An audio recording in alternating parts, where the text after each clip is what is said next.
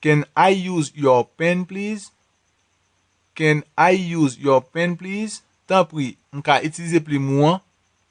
Tant pis, m'ka utiliser pli mouan. Can I sit here? Can I sit here? M'ka chita la. M'ka chita la. Is it okay if I sit here? Is it okay if I sit here? Pa gen problem si m'chita la. Pa gen problem si m'chita la.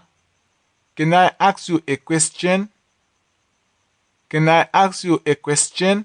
M'ka pose yon question. M'ka pose yon question. May I use your computer? May I use your computer? M'ka utiliser ordinateur la. M'ka utiliser ordinateur la. May I come in? May I come in? M'ka entre? M'ka entre? Can I take a look at your book? Can I take a look at your book? M'ka fè yon ti gade nan livwa? M'ka fè yon ti gade nan livwa? Do you mind if I turn down the TV?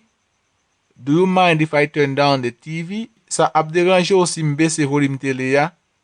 Sa ap deranje ou si m'bese volume télé ya? Do you mind if I use your phone? Do you mind if I use your phone?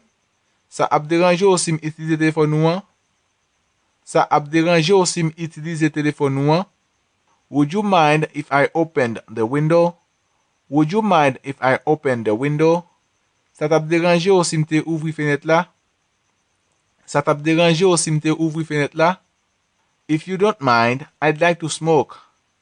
If you don't mind, I'd like to smoke. Si sa pap deranje ou, m'ta remen fime. Si sa pap deranje ou, m'ta remen fime. I wonder if I could borrow your car for a few days. I wonder if I could borrow your car for a few days. Map mandem si m'tap ka prete machine ou an pou kek jou. Map mandem si m'tap ka prete machine ou an pou kek jou. Would it be alright if I borrowed your phone? Would it be alright if I borrowed your phone? Sa pa tap deranje ou si m'te prete téléphone ou an? Sa pa tap deranje ou si m'te prete téléphone ou an? Sure. Certainement. Sure. Sure. Certainement. Certainement. Sure. Go ahead. Sure. Go ahead. Yeah, continue. Yeah, continue. No problem. No problem. Pa gen problem. Pa gen problem. Yes, you can. Yes, you can. Oui, ou capable. Oui, ou capable. Please, feel free. Please, feel free. Tant pis, mets-toi à l'aise. Tant pis, mets-toi à l'aise. I don't mind. I don't mind. Sa pa déranger m. Sa pa déranger m. I'm afraid not.